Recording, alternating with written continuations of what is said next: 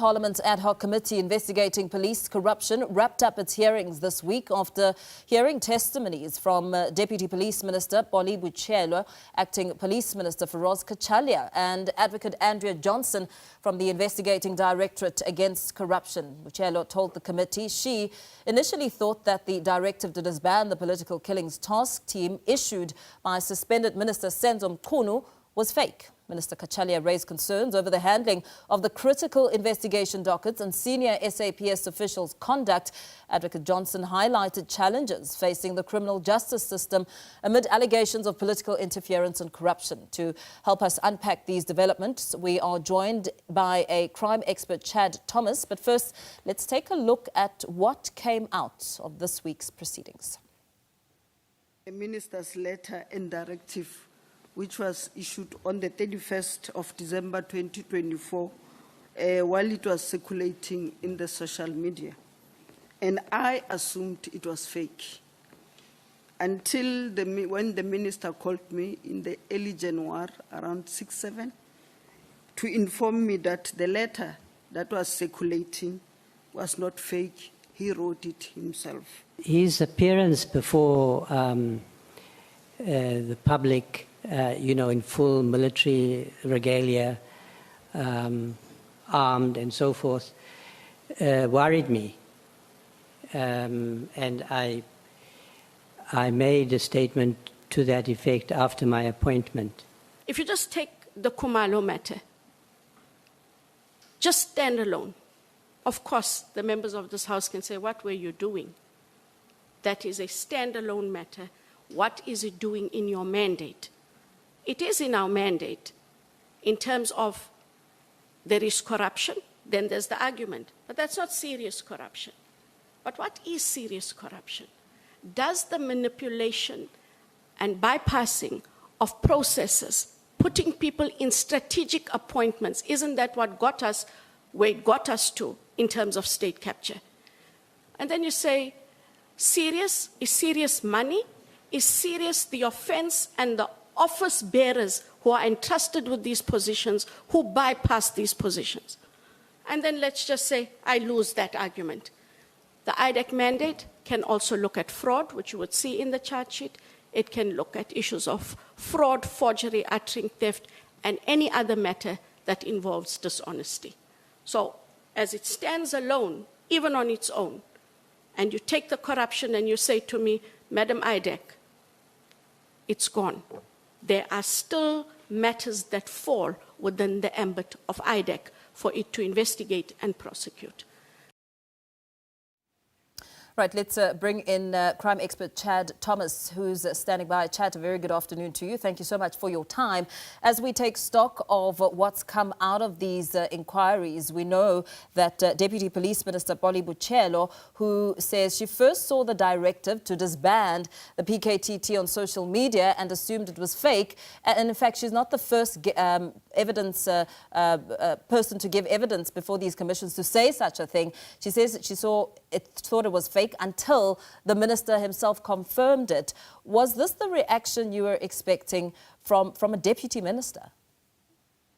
Hi, I'm Paul, and good afternoon to the viewers.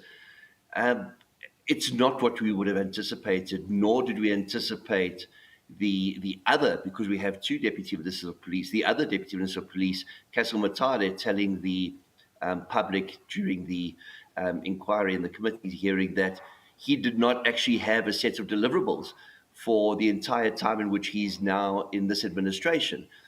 It seems like Minister Mkhwanazi was operating on his own. He wasn't taking guidance or cooperating or communicating rather with his two junior ministers, his two deputies. And it would seem like this just indicates a complete disarray within the top management as well as the executive of the police. And again, it comes down to that bizarre date, 31 December 2024. This letter goes out. We're now hearing people weren't consulted. We're now hearing they didn't even know that it was going to be issued, that they thought it was a sham. It just shows that there is this problem in respect of unified decisions not being made. And I mean, we, on the other end, heard the very descriptive moments before that letter came out from Minister Senzo Mkhunu himself, speaking about how he was in rural KZN and had a long time to think about this letter before penning it. We also heard the Deputy Minister admitting that she was quite disappointed not to have been consulted by Minister Mkhunu before that directive, which in fact makes you wonder, should deputies really be left out of such major decisions? Look, it wasn't just the deputies that were left out. The IMC was also left out. The executive of the police was left out of this. The leadership, the Parliamentary Oversight Committee, everybody was left out. This was a decision made solely by Senzo Mkhunu, based on advice that he received from third parties that we do not know at this point in time. There's rumors, there's innuendo, there's speculation about who may have been whispering in his ear. But it comes down to what we all are quite obviously seeing now playing out at both Madlanga as well as ad hoc, and that is that there was factionalism at the very top of the police leadership, and that through this factionalism, they were using the minister as a means to an end to be able to achieve their objectives of getting rid of one group of police officers so that other police officers could maintain or take over control of our policing service. That's all it comes down to if you look at it in the most simplistic of manners. In fact, the new acting police minister, Feroz Kachalia, also admitted that he, as well, didn't understand the reasoning behind disbanding the PKTT, especially with political motivated killings still ongoing. Interestingly, even some of those who testified before him also saying the very same thing. They can't make sense of that directive either. So far, no one has really made sense of that, which one can't help but read between the lines at this point. I think Kachalia needs to be a little bit more firm and decisive in respect of his testimony and his commentary on this entire matter. He goes back to the fact that he was upset and disappointed at seeing somebody in camouflage. Well, that's a uniform that's issued to certain members of the police.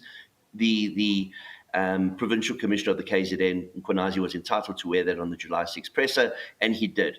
I don't know why we're harping on these strange issues that Kachalia likes to raise at the various commissions and ad hoc committees, because at the heart of all of this is a decision that was made unilaterally by one man that could have potentially stonewalled very serious investigations taking place, not just in KwaZulu-Natal, but throughout the Republic, involving organized crime elements that are involved in murder for hire that have infiltrated the very top ranks of the police. We need to get away from this whole scenario of this July 6th presser not following protocol, the members shouldn't have been wearing camo. That's irrelevant at this point in time. What's relevant now is that this is out in the open, and we as the public are learning something new every single day. And to be quite honest with you, what we're learning every day is frightening. It's shocking for me, and I'm somebody that's on the peripheries of law enforcement, working in the private sector. I don't know how unsettling this must be for the public at large, hearing every single day how tarnished our police force was at the very, very top. With all those startling revelations, why do you think that the alarm was raised on the aspects that weren't really seemingly that important? I mean, the outfit, the alarm itself seemed to be about the briefing rather than the content of what was coming out of those explosive revelations. Great question, Paul. It's almost like it's deflection and projection. When you hear people going on about things that don't really have much substance and not concentrating on the important aspects, you start questioning their motives. When one listened to Advocate Johnson going on about the IDAC's actual functionality and what their protocols are and what they can or cannot investigate, and how she justified the investigation and subsequent arrest and enrollment of the case against Kumalu et al., it's almost as if she's trying to find a rationale for why they did what they did so quick. We know about dozens of cases that came out of Zondo that still need to be finalized and enrolled. Why are they going for this? Is it low-hanging fruit? Was it because it was good to show that this unit was coming out, guns blazing? Or is there another narrative at play? So I didn't like her carrying on, and it was almost as if she was protesting too much by going into the whole background as into the establishment of IDAC. Our understanding of IDAC is, yes, fraud and corruption, but mostly around Zondo. Now we're jumping the gun. Other cases haven't been enrolled, but suddenly cases with Kumalu and others are enrolled. Yeah, yeah. In fact, looking at IDAC head Andrea Johnson, she in fact agreed that politicians are in fact involved in the SAPS tender scandal, including that case of mkhwanazi Matlala. So if senior figures are implicated in these irregularities, how safe are ordinary South Africans? I mean, you yourself have spoken about how absorbing all this testimony has meant for you as somebody who works with all of this information. And given what we've seen in past cases, can the public trust that justice will actually be served? I did not realize that the capture was at this extent or to this level. We all knew for the last 25 years, which is a quarter of a century, that there were issues within the police leadership ever since Celebi, as the first non-police officer, was appointed to the highest police officer of the land, that being Commissioner of Police in 2000. And we've seen massive issues with the likes of Mdluli and others. However, it's also trickled down to our local policing with our metros. When one hears the EMPD chief speaking about how his department was effectively hijacked from him and how his life was threatened by one of his deputies who then usurped him and took over that department, and the relationship that person had with the likes of mkhwanazi Matlala, who's been in bed with politicians, accused of funding political campaigns, receiving a 360 million rand tender from SAPS for wellness, it boggles the mind that our country is functioning at this point in time. But it answers a lot of questions as to why crime is so high in this country. With these fights taking place at the very top, how do you expect the members at the bottom to actually execute their duties? And looking at the arrests of Lieutenant General Dumisani Khumalo and others, Johnson had emphasized that everything was done respectfully and above board. How do we reconcile this with Mkhwanazi's claims that these actions were in fact meant to intimidate PKTT members? So far, what Mkhwanazi came out with at July 6 hasn't been disproven. There's been a smear campaign. There's been people trying to insinuate that he was jumping the gun because there were imminent arrests of both himself and Masemola. None of this has been proven. But everything that he said is coming out from independent third parties, from other related sources. We're hearing how the media played such an effective role. We go back to the EMPD story that I chatted about a few minutes ago. Yeah. You hear about how the ex-deputy chief Spies examined questions received from Jeff Wicks, a journalist, and found that those questions actually had credibility in respect of blue lights being issued to civilians and civilians losing blue lights and sirens and going onto the apron at OR Tambo. It's a frightening situation. Very well. Thank you so much for weighing in on the conversation. We're going to have to leave it there for now. Crime expert Chad Thomas giving us a sense of some of the big stories of the week and some of the startling revelations coming out of Parliament's ad hoc committee.